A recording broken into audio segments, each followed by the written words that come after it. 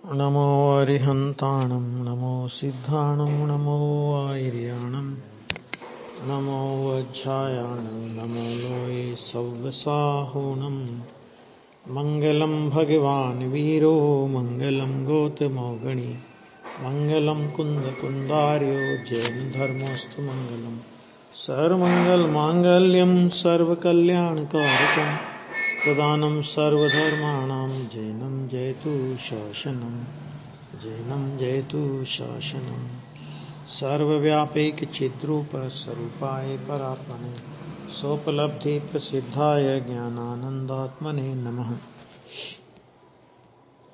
47 नय में 8वां नय और सप्तभंगी के नयों में छठा नय।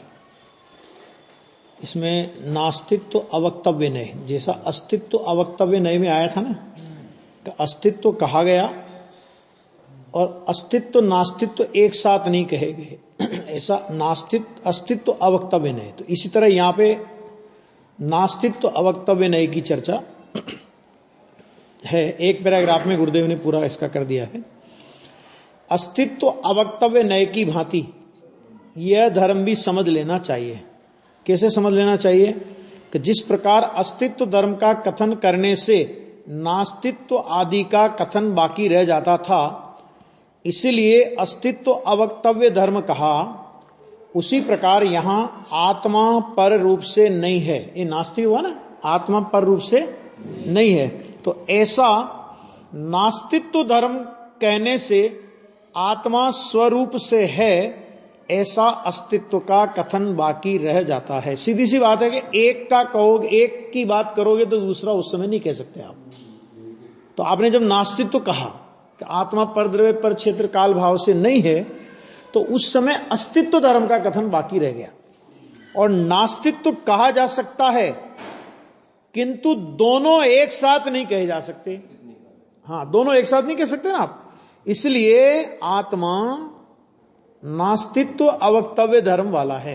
शेष चर्चा जो अस्तित्व अवक्तव्य धर्म में थी वो की वही है, खाली अस्तित्व की जगह यहां नास्तिक कर दिया।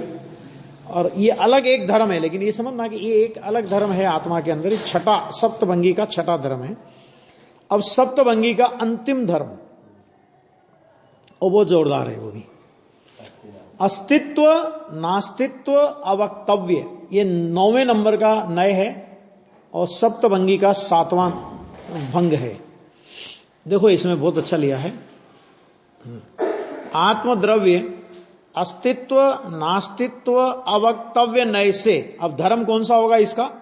ये तो नय हुआ, तो धर्म कौन सा होगा? धर्म भी यही होगा, अस्तित्व नास्तित्व अवक्तव्य धर्म। ठीक है ना? तो अस्तित्व नास्तित्व अवक्तव्य धर्म से स्वद्रव्य क्षेत्र काल भाव से परद्रव्य क्षेत्र काल भाव से तथा युगपद स्वद्रव्य क्षेत्र काल भाव से अस्तित्व वाला नास्तित्व वाला अवक्तव्य है। क्या कहा इसमें? अस्तित्व नय से और आत्मद्रव्य अस्तित्व नास्तित्व अवक्तव्य नय से कैसा है, पहले ये समझ ले अपन।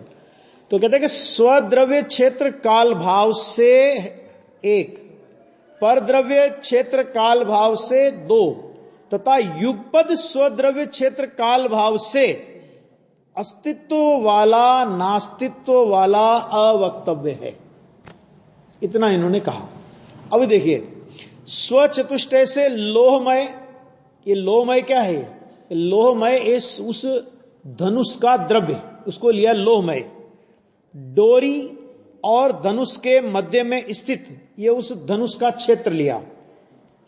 संधान अवस्था में रहे हुए, ये काल लिया।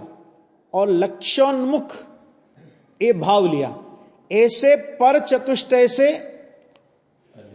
अलोहमय, डोरी और धनुष के मध्य में नहीं स्थित, संधान अवस्था में रहे हुए और लक्ष्योन्मुख, ऐसे पर चतुष्टय से अलोहमय, डोरी और धनुष के मध्य में नहीं स्थित, संधान अवस्था में न रहे हुए और अलक्ष्योन्मुख ऐसे तथा युगपद स्वपर चतुष्टय से लोहमय तथा अलोहमय, डोरी और धनुष के मध्य में स्थित तथा प्रत्यंचा और धनुष के मध्य में स्थित, संधान अवस्था में रहे हुए तथा संधान अवस्था में न रहे हुए, और लक्ष्योन्मुख तथा अलक्ष्योन्मुख, ऐसे पहले बाण की भांति।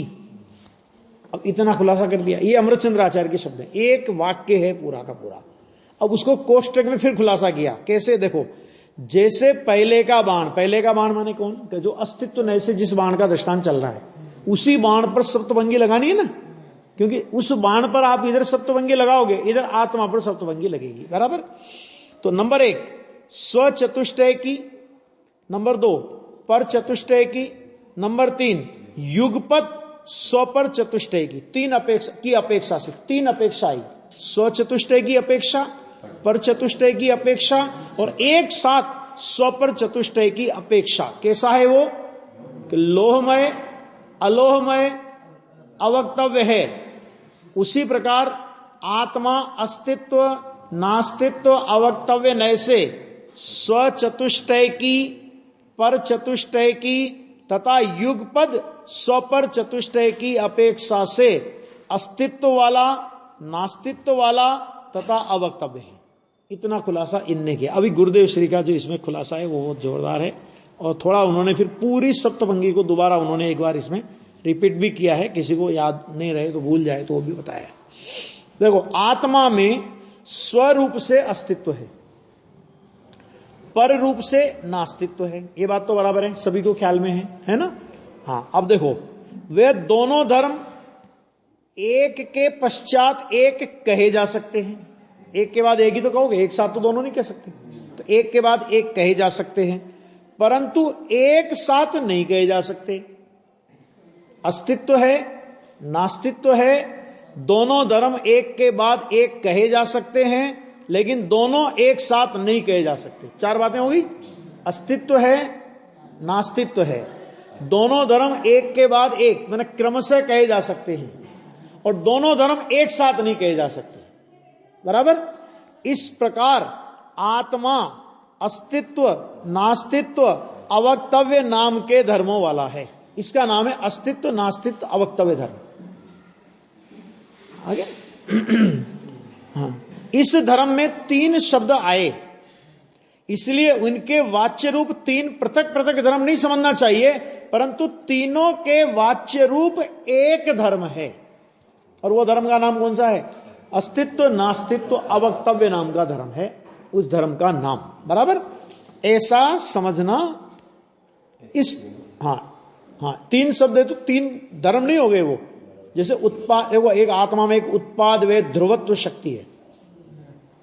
उत्पाद व ध्रुव्यपना एक अलग चीज है। उत्पाद व ध्रुव्यपना वो तो ध्रुवता और उत्पाद व पर्याय का, तो उत्पाद व क्षणिक हो गया और ध्रुवता त्रिकाल हो गई।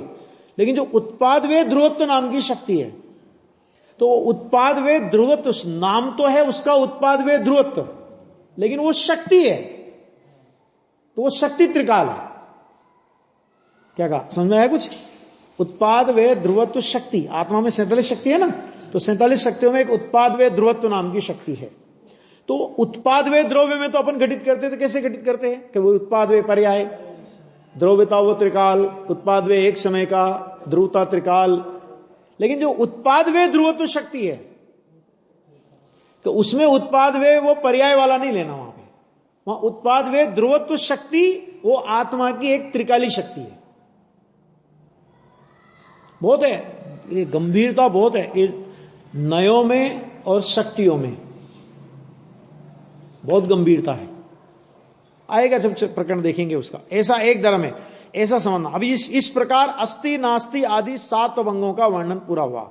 अब देखो, यह जो अस्ति नास्ति धर्म कहे वे सब पदार्थों में है, पहले तो ये नक्की कर लेना। यहां पर भले ही हम आत्मा पे घटित कर रहे हैं, आचार्य कह रहे कि आत्मा की चर्चा है ना। प्रश्न क्या था परिशिष्ट में? प्रश्न क्या था शिष्य का? आत्मा कौन है और कैसे प्राप्त हो सकता है?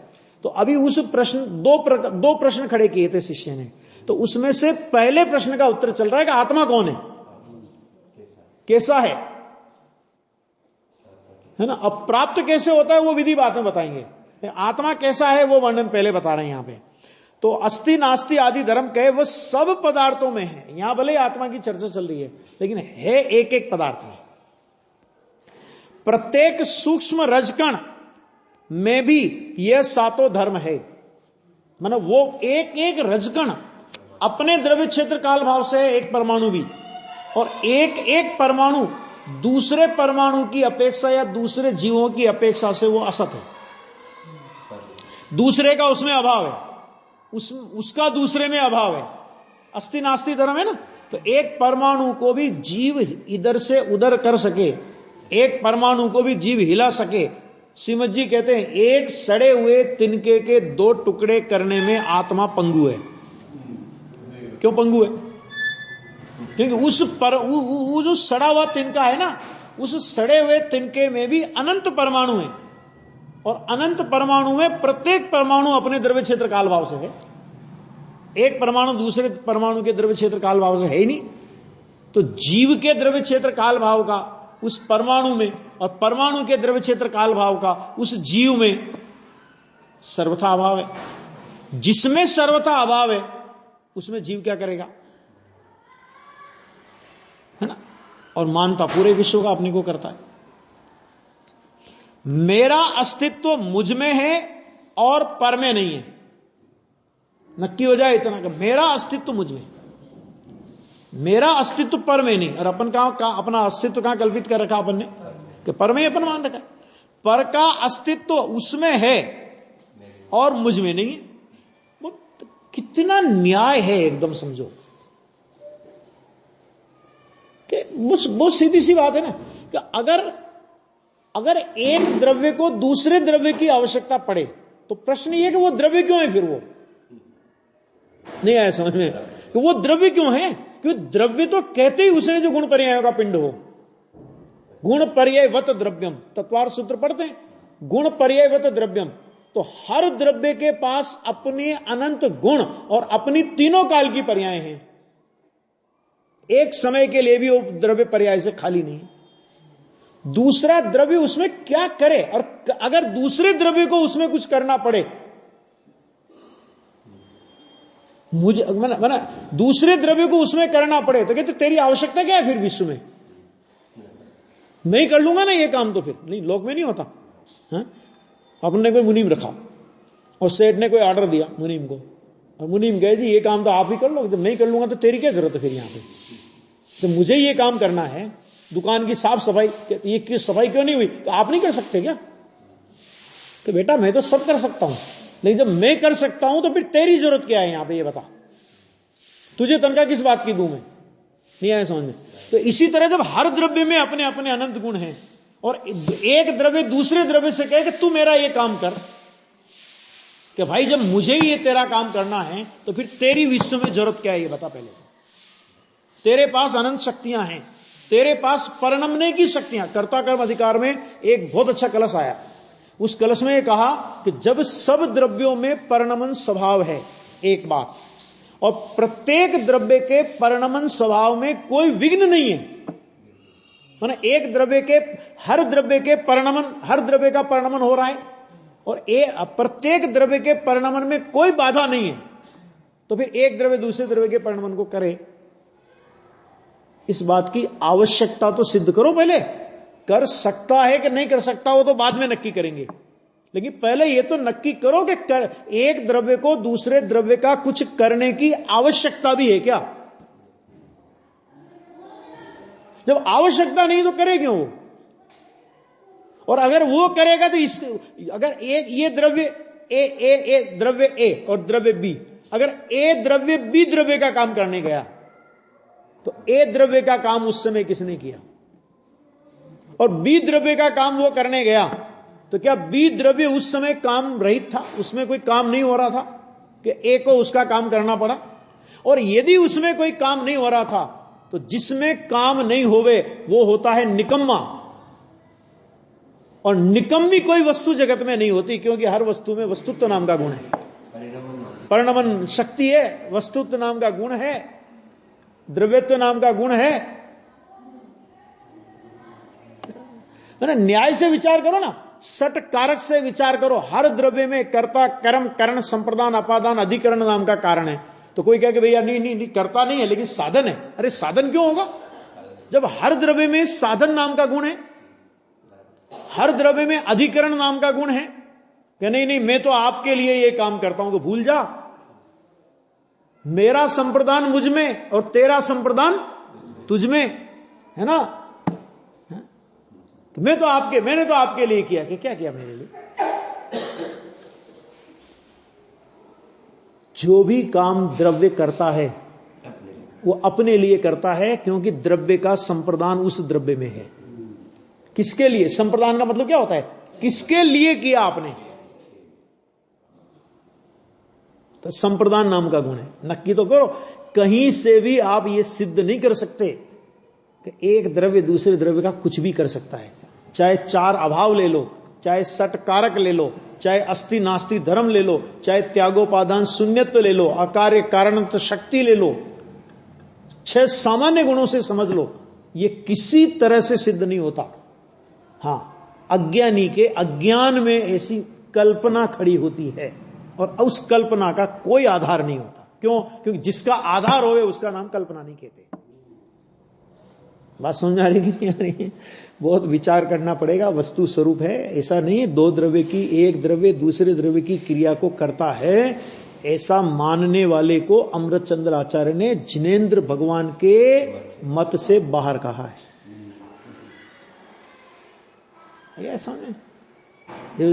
ये सब जैन दर्शन की हत्या करने वाले लोग हैं, जो एक द्रव्य आता ना, गुरुदेव के टाइम पे ऐसा हुआ था कि इंदौर में 50 पंडित इकट्ठे हुए, गुरुदेव के प्रवचन में आता है। तो 50 पंडित विरोध करना उनको सोनगढ़ का, तभी क्या करें? तो उन्होंने कहा कि जो गुरुदेव का उस समय चलता था, एक द्रव्य बीजा द्रव्य ने अड़तो नहीं, एक द्रव्य दूसरे द्रव्य को स्पर्श नहीं करता। तो उन लोगों ने क्या न्याय निकाला पता है? उन्होंने निकाला कि जो ये मानता है कि एक द्रव्य दूसरे द्रव्य को नहीं करता, वो दिगंबर जैन नहीं है ना। गुरुदेव के पास गई। देखो ज्ञानी भी कभी कभी क्या किस परिस्थिति में गुजरते हैं। गुरुदेव के पास जब ये बात गई तो गुरुदेव ने फिर और जोर से उसका खंडन किया और उनने कहा कि तुम पर द्रव्य की बात करते हो कि एक द्रव्य दूसरे द्रव्य का नहीं करता, वो दिगंबर जैन नहीं। अरे करने की बात तो छोड़ो, आत्मा पर द्रव्य का करता है ये बात तो छोड़ो, आत्मा पर द्रव्य को जानता है, ऐसा अगर तुम मानते हो तो दिगंबर जैन नहीं। क्यों? किसको जानता है? अपने को जानता है। वो तो अपने गेयाकार भी अपने ज्ञान में बने हुए गेयाकारों को जानता है, पर गेयों को नहीं जानता। तुम तो करने की बात करते हो, हम तो जानने का निषेध कर रहे हैं। हम तो दिगंबर जैन नहीं है वो।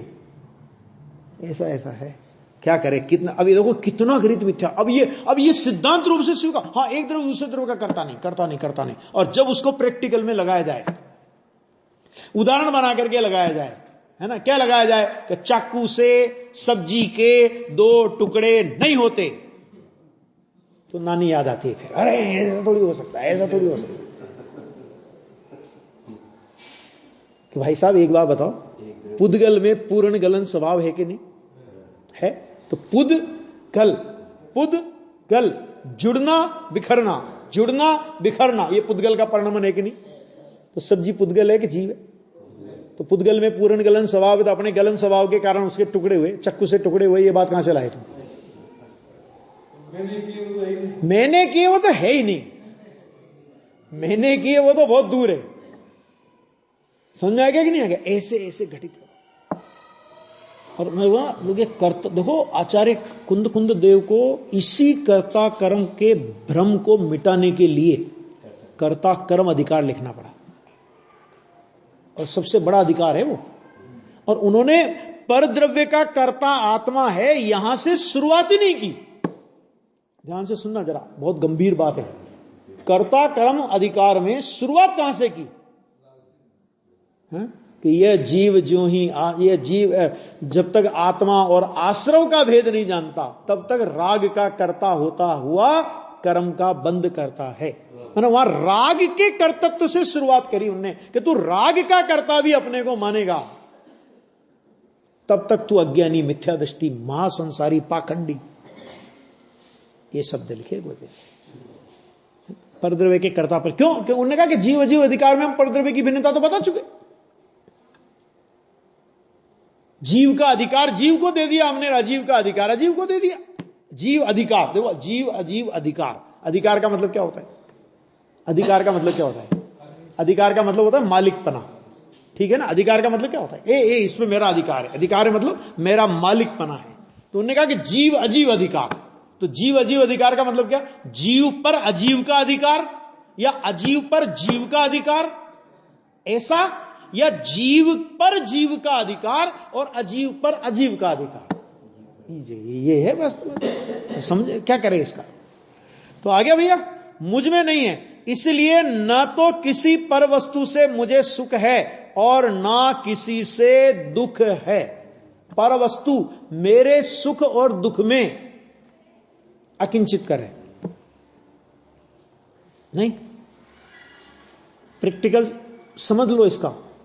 जिस पर वस्तु को हम सुख का कारण मानते हैं, माना अपने को कोई बहुत अच्छा मिष्टान हो और बहुत अच्छा अपने को माना घी तेल में तला हुआ बहुत अच्छा गरिष्ठ माल हो और अपने को बहुत अच्छा लगता हो, इससे मुझे सुख मिलेगा, ये मान करके अपन उसमें गृद्धता से टूट पड़ते हैं, है ना। अब सुख मिलेगा ना, तो जितना जितना उस पदार्थ को खाते जाओ, जितना जितना खाते जाओ, जितना जितना खाते जाओ, उसमें से यदि सुख है तो सुख बढ़ना चाहिए। होता क्या? जोश जोश में 2-3 खा ली और थोड़ा वो गृद्धता थी ना, अरे बहुत मजेदार बहुत मजेदार, और 4-5 खा ली, तो क्या हुआ कि थोड़ी देर बाद डॉक्टर को बुलाना पड़ा। क्या हो गया? अजीर्ण हो गया, फूड पॉइजन हो गया। कहां हो गया? जिसको तुम सुख का कारण मान रहे थे वो दुख का कारण हो गया। अरे जो कुणिक, जिसको रानी चेलना ने, पुराणों के उदाहरण ले लो, कि जिसको रानी चेलना ने ये कह करके कूड़े के ढेर में डलवा दिया था कि इस पुत्र के गर्भ में आने से मुझे ऐसा दोहला उठा कि मैं राजा सैनिक का रक्त पीऊं, उसको नक्की हो गया कि राजा सैनिक के नाश का कारण बनेगा, जन्मते बालक को उसने कूड़े के ढेर में डलवा दिया। ठीक, कूड़े के ढेर में डलवाने के बाद क्या हुआ? तो उसको किसी ने वो जो चोंच वोंच मार दी, वो जो होता है ना, कुछ भी जो भी होता है जानवर, पक्षी कुछ होता है। राजा ने पूछा कहां है बालक? तो रानी ने कहा कि मैंने तो उसे कूड़े के ढेर में डाल दिया। क्यों डाल दिया? तो आपके नाश का कारण है। अब उसके गर्भ में आने पर मुझे ऐसा दोहला उठा। राजा सैनिक कुछ भी सोचे बिना उस बालक को उठा करके लाए, और उसके अंगूठे में या जब भी हाथ वगैरह में कोई मवाद भर गया था तो छोटे बालक का मवाद चूस करके उन्होंने बाहर निकाल दिया। इतना उसके प्रति राग, क्या मान करके कि ये मेरे लिए सुख का कारण है, ये मेरे लिए सुख का कारण है। फिर क्या हुआ कि उसी बालक ने उन्हें जेल में डाला, बहुत पीड़ा पहुंचाई, वही दुख का कारण बन गया। हुआ क्या? रानी चेलना को जब ये बात पता लगी और रानी चेलना ने उसे कहा कि तुझे शर्म आनी चाहिए कि तेरे को तो मैंने जन्म के साथ ही कूड़े में डाल दिया था, ये तो तेरे पिता हैं जो तुझे लेकर के आए। सारा किस्सा उसने बताया उसको। आ गया? राजा वो कुणिक सोचता है, अरे मैंने पिताजी के प्रति बहुत अपराध किया। उनको जेल से छुड़ाने के भाव से वो गया। राजा सैनिक ने सोचा अभी ये दुष्ट और मारेगा और पीड़ा पहुंचाएगा, हीरा चूस के आत्महत्या कर ली। छायिक समय दृष्टि। बोलो कौन सुख का कारण, कौन दुख का कारण? अपने घर में लाखों रुपए का सोना आए, सुख का कारण, और उसी समय इनकम टैक्स की रेट आ जाए, अभी क्या होगा? अभी तो ये भाव आएगा कि कोई पिछले दरवाजे से भी कोई मेरा मित्र आ रहा हो तो बिना तोले उसको दे दूं कि ले जा इस पोटली को यहां से। यूं किसी को देगा ना तो तोल तोल के देगा, बेटा लिख के जा। और अभी कोई आ जाए उस समय, इधर रेट मारने वाले आगे, और उधर पिछली खिड़की खुली है, उधर कोई पड़ोसी अपना, और वो जानता है कि बेईमान है, बेईमान है, ये भी जानता है कि बेईमान है। अगर मैं 1 किलो दूंगा तो हो सकता है 500 ग्राम मुझे वापस मिले, लेकिन वो कहे ले जा तू अभी ले जा, संकट काट यहां से। क्यों भैया? संकट कैसे हो गया? वो देखो भैया, कोई भी पर पदार्थ सच में न सुख का कारण है और न दुख का कारण है। हम अपने आधार पर उसमें सुख और दुख की कल्पना करते हैं। इसलिए न तो किसी पर वस्तु से मुझे सुख है और न दुख है, और मुझ में पर वस्तु और मुझसे पर वस्तु में कुछ भी आगे पीछे नहीं होता। एक परमाणु को बदलने की ताकत मेरे में नहीं है। ऐसा समझे तो अस्ति नास्ति धर्म को यथार्थ समझा कहा जाता है। यह बात समझ लेना। ऐसा समझे इतना तो उसने अस्ति नास्ति धर्म को यथार्थ समझा। और नहीं करता माने तो, करता माने तो तूने जिसकी तेरे में नास्ति है, यदि उसका तू करता बना तो उसकी तूने में अपने में नास्ति नहीं मानी, और उसकी नास्ति अपने में नहीं मानी। दोनों ओर से समझना। पर से मुझे सुख दुख होता है, आगे पीछे कर सकता हूं, ऐसा मानने वाला वस्तु के आस्ति नास्ति धर्म को नहीं समझा है। अब क्या, अब देखो यहां तक तो ठीक। अब जब इसी को प्रैक्टिकल में घटित करेंगे तो सारे जगत में आग लगेगी। कैसे? कि देव गुरु शास्त्र से मुझे लाभ होता है और कर्मों से हानि होती है, ऐसा जो मानता है वह जीव भी इन धर्मों को नहीं समझा है। गुरुदेव ने बोल दिया दिव्य ध्वनि से किसी को लाभ नहीं होता, ठीक है। तो लोगों ने कह दिया देखो ये सोनगढ़ की एक विपरीतता यह है कि दिव्य ध्वनि से किसी को लाभ नहीं होता। कितना गलत ये लोग बोलते हैं। अरे लाभ होता तो तुम यहां क्या कर रहे हो फिर अभी तक? दिव्य ध्वनि से लाभ होता है तो तुम अभी तक यहां क्या कर रहे हो? क्यों? क्योंकि अनंत बार संवत्सरण में गए हो।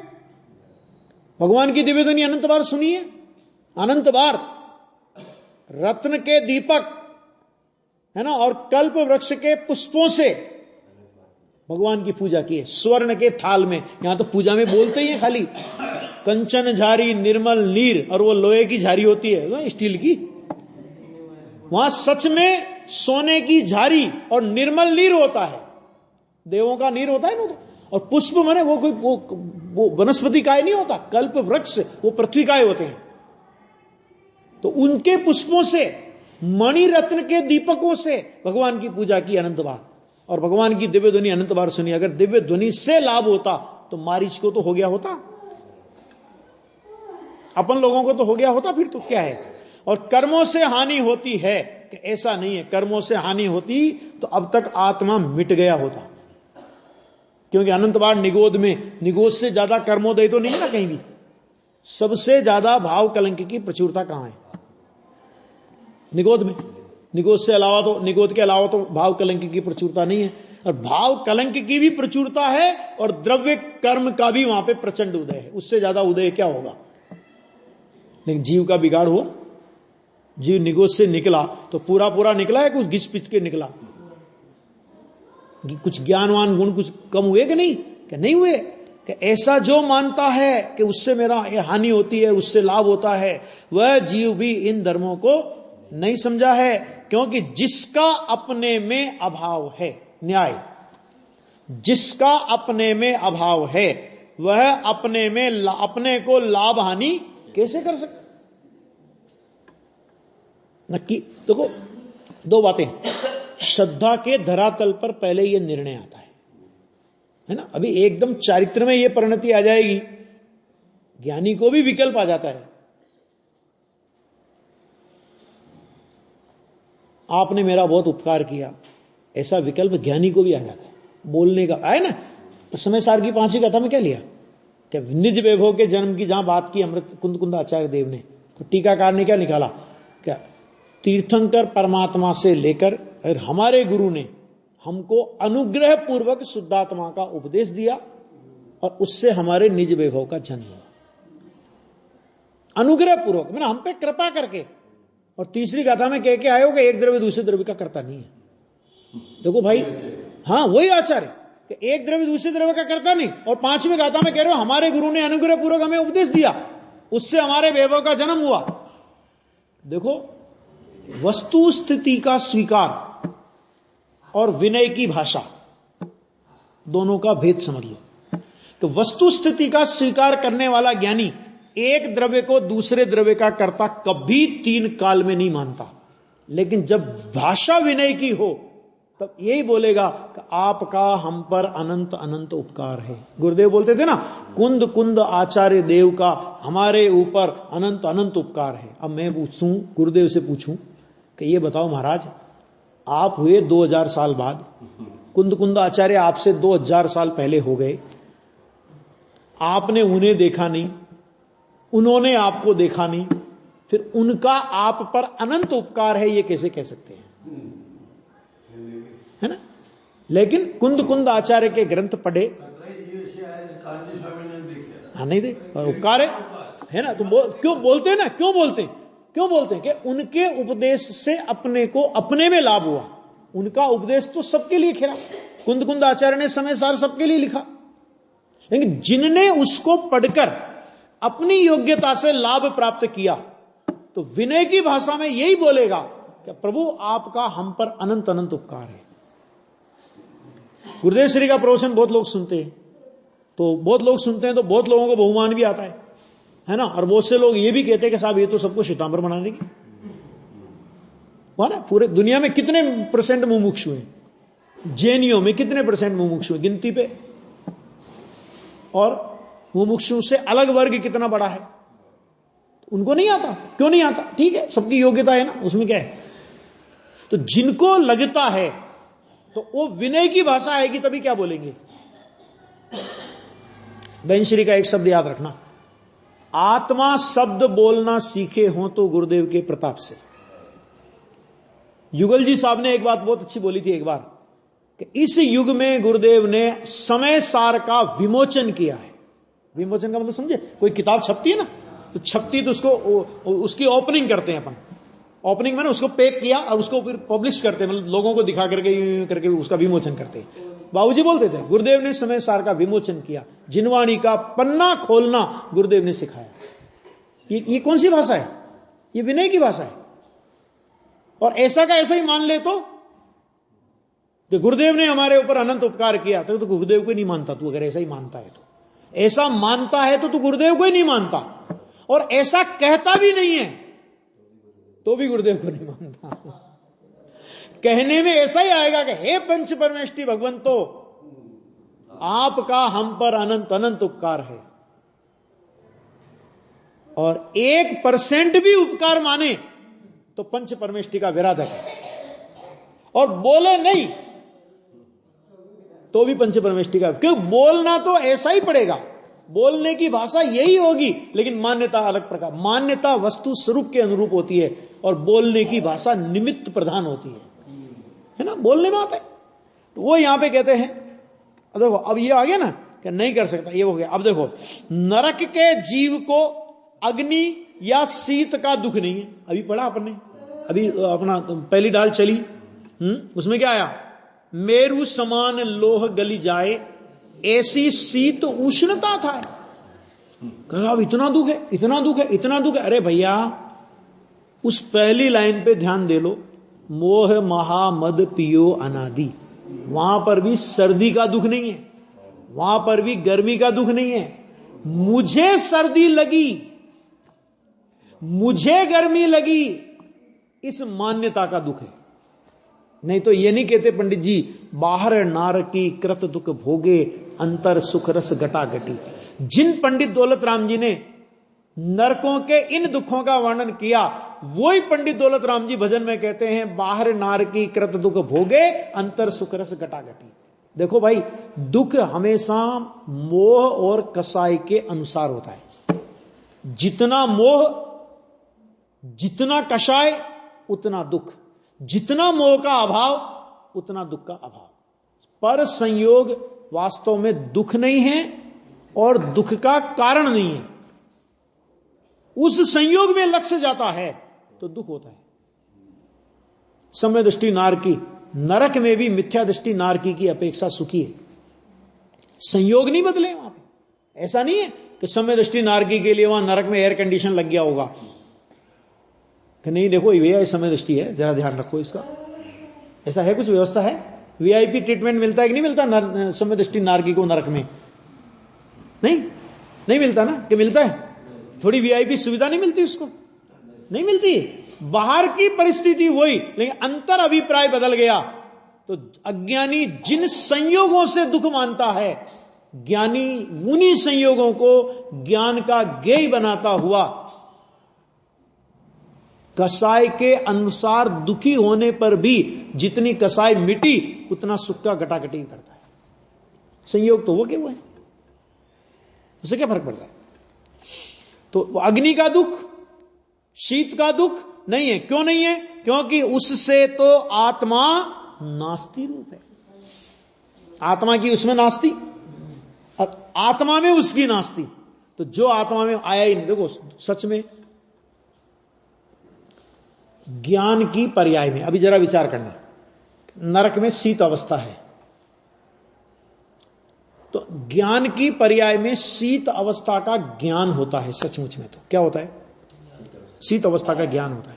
और ज्ञान अगर दुख का कारण हो तो केवली भगवान, जैसे देखो ध्यान से सुनना, कि केवली भगवान को नरक की शीत और उष्णता का ज्ञान हो रहा है कि नहीं हो रहा है?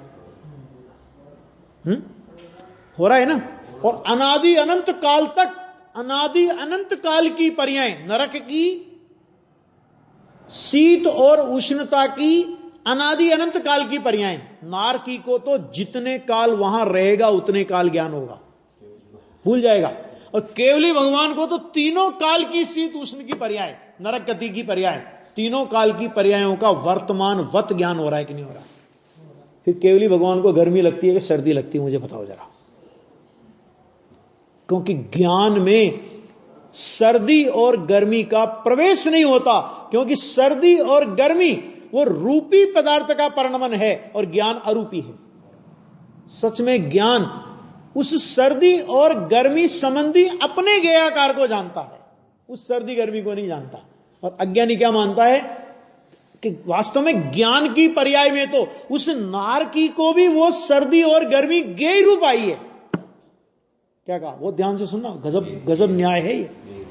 जैसे केवली भगवान की ज्ञान की पर्याय में सर्दी और गर्मी ज्ञेय रूप से आई है, ज्ञान की पर्याय में उस नारकी को भी वह सर्दी ज्ञेय रूप से आई है। ज्ञेय रूप से आवे वहां तक दुख नहीं है, क्योंकि ज्ञान में ज्ञेय रूप आने का नाम अगर दुख हो तो केवली भगवान को सबसे ज्यादा दुख होना चाहिए। हुआ क्यों? दुख क्यों हुआ? कि ज्ञान में वो ज्ञेय रूप आई और उस समय अज्ञानी भेद ज्ञान कर ले कि ये सर्दी पुद्गल का परिणमन है और सर्दी को जानने, सर्दी संबंधी जो ज्ञान है वो मेरा अपना परिणमन है। मेरे ज्ञान में सर्दी नहीं आती और सर्दी में मेरा ज्ञान नहीं जाता। उसी समय वहां सुखी हो जाएगा। वो क्या मानता है? मुझे सर्दी लगी, मुझे सर्दी लगी थी, इस मान्यता से दुखी है। मुझे गर्मी लगी, इस मान्यता से दुखी है। आचार्य कहते तू ज्ञान की पर्याय से देख, ज्ञान की ओर से देखोगे तो सर्दी और गर्मी वो ज्ञान का ज्ञेय मात्र है। और सच में वो भी क्या ज्ञेय है? उस संबंधी अपना ज्ञान ज्ञेय है, वो तो परद्रव्य है। ज्ञान की पर्याय में उसकी नास्ती है। नक्की तो करो, ये न्याय से विचार करो। मोह ही एकमात्र दुख का कारण है, सर्दी नहीं। अपने को भी अभी यहां ठंड का मौसम है, अरे अरे बहुत सर्दी बहुत सर्दी बहुत सर्दी बहुत सर्दी, में मुझे सर्दी लगी, इसका दुख है। जंगल में मुनिराज होते, भावलिंगी संत जंगल में रहते है ना, और वहां पे कौन उनकी व्यवस्था करता है? कितनी गर्मी, गर्मी हो तो पहाड़ की चोटियों पे जाते, सर्दी हो तो नदी के किनारे जाते हैं। क्यों जाते हैं? लोग नहीं आते वहां पे, इसलिए जाते हैं। सर्दी में मरने थोड़ी आएगा वहां पहाड़ी पे कोई, गर्मी में नहीं, डरते नहीं है, संग नहीं चाहते किसी का, लेकिन फिर भी दुखी नहीं। अपन क्या कहते? अरे बेचारे मुनिराज कितनी सर्दी है, अपने तो इतने इतने कपड़े पहन के बैठे हैं फिर भी कांप रहे हैं, और बेचारे मुनिराज। कि भाई साहब तुम्हें भी सर्दी का दुख नहीं है, पहले तो दुख का स्वरूप और दुख के कारण भी भूल है ना, दुख के कारण में भूलेगा। हम सर्दी को दुख का कारण मानते हैं। आचार्य कहते हैं मोह दुख का कारण है, तेरी कसाई दुख का कारण है। और मुनिराज को मोह नहीं है और तीन चौकड़ी कसाई नहीं है, करके दिखावे सर्दी कैसा दुख करती है उनको। माथे पर सिगड़ी जल रही है, दस्यु कुमार मुनि, माथे पे सिगड़ी जल रही है और आचार्य भगवान कहते हैं वे तो शांति के, वो तो शांति के हिमालय में बैठे हैं। कहां बैठे मुनिराज?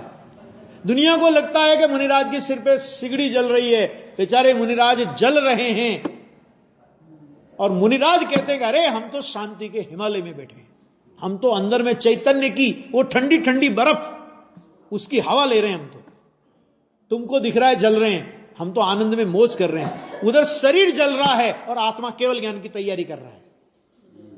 काहे का दुख है? कषाय का? पहले नक्की तो करो दुख काहे का। हम अपने में संयोग से दुख मानते हैं, ध्यान से सुनना, हम अपने में संयोग से सुख और दुख मानते हैं, इसलिए ज्ञानी जनों को भी संयोग के आधार पर सुखी और दुखी मान लेते हैं। मुनिराज को भी संयोग के आधार पर दुखी मान लेते हैं। अरे दुखी वो तो सम्य दृष्टि भी नहीं है, तो मुनि कैसे हो सकता है? तो जिसने मुनिराज को संयोग से दुख माना वो मुनिराज को तो दुखी नहीं कर सका, लेकिन मुनिराज के स्वरूप का अवर्णवाद करके तीव्र दर्शन मोह का बंद करेगा। नक्की करो पहले, खुद दुख के दावानल में सुलगेगा। ये कह रहे हैं यहां पे, इंद्र के जीव को इंद्राणी के संयोग का सुख नहीं है, क्योंकि उससे तो आत्मा नास्ति रूप है। एक एक पॉइंट में नक्की कर लें। ये दो उदाहरण दिए, एक प्रतिकूलता का और एक अनुकूलता का। समझ में आ गया?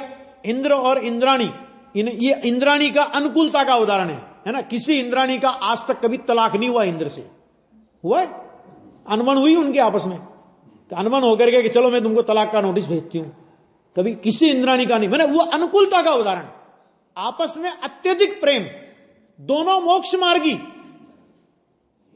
वो तद्भव मोक्षगामी, अगले भव में इंद्र मोक्ष जाएगा और अगले भव में इंद्राणी भी मोक्ष जाएगी, और इंद्राणी इंद्र से पहले मोक्ष जाएगी।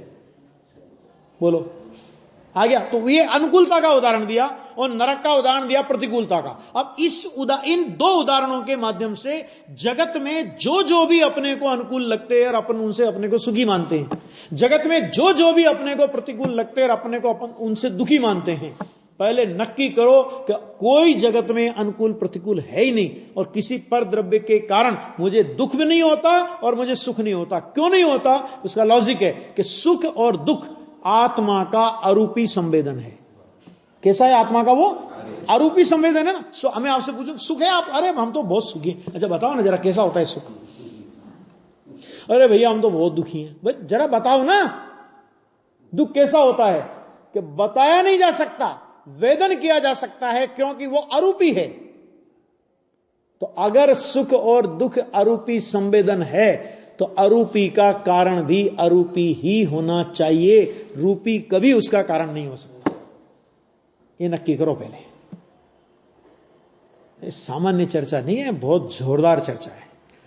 इस प्रकार जो समझे उसे अनुकूलता में सुख बुद्धि और प्रतिकूलता में दुख बुद्धि न रहे। देखो ध्यान से सुनना, सुख बुद्धि, ज्ञानी को भी कदाचित अनुकूलता में सुख का भास हो जाए, बाहर की प्रतिकूलता में दुख का भास हो जाए, लेकिन सुख और दुख बुद्धि नहीं होती। सुख बुद्धि का मतलब क्या है? कि इससे मुझे सुख मिला, इससे मुझे दुख मिला, ऐसा जो अभिप्राय है उस अभिप्राय का नाम है सुख बुद्धि और दुख बुद्धि। वो अभिप्राय मिटने के बाद ज्ञानी को कदाचित कोई संयोग की विपरीतता देखकर लक्ष्य जाए और उसमें जरा दुख का भास हो जाए। संयोग की अनुकूलता देख करके कदाचित उसमें लक्ष्य जाए और उसमें सुख का भास हो जाए। वो चारित्र का दोष है, श्रद्धा का दोष नहीं है। सुख बुद्धि उड़ गई, अभी सुख का भास हो सकता है ज्ञानी को भी। दुख बुद्धि उड़ गई, अभी दुख का भास हो सकता है। 104 डिग्री बुखार आवे तो ज्ञानी भी चिल्लाता हुआ दिख सकता है। अब अपन वहां प्रश्न करें, अरे साहब ज्ञानी है तो फिर चिल्लाता काहे को है? कि ज्ञानी उस बुखार से नहीं चिल्ला रहा, वो बुखार की पीड़ा सहन करने की स्वयं में क्षमता नहीं है, तो वो अपनी अशक्ति के कारण चिल्ला रहा है, बुखार के कारण नहीं चिल्ला रहा। और लोगों को क्या लगता है, देखो ज्ञानी को भी बुखार आ गई, 104 डिग्री तो बहुत चिल्ला रहा है जबरदस्ती, सारी 12 खड़ी पढ़ ली इसने। अभी आ गया कि नहीं आ गया? भाई साहब बहुत अंतर है ज्ञानी का अभिप्राय और ज्ञानी का परिणमन। अभिप्राय और परिणमन अभिप्राय और परिणमन, इन दोनों का अंतर अगर हमको समझ में आएगा, उसको जो दुख का संवेदन हो रहा है उस समय, वो बुखार से नहीं हो रहा, अपनी आसक्ति की वजह से हो रहा है। और अज्ञानी को जो दुख का संवेदन होता है कि वो ये मानता है कि बुखार मुझे दुखी कर रही है। ज्ञानी को कभी स्वप्न में ये मान्यता नहीं होती कि ये बुखार मुझे दुखी कर रही है। ये अंतर होता है ज्ञानी और अज्ञानी के अभिप्राय का। और इसलिए ज्ञानी मोक्ष मार्गी है और अज्ञानी संसार मार्गी है। समझा गया? इसलिए अनंतानुबंधी राग द्वेष तो उसके होंगे ही नहीं। आ गया? इसका नाम है सुख बुद्धि।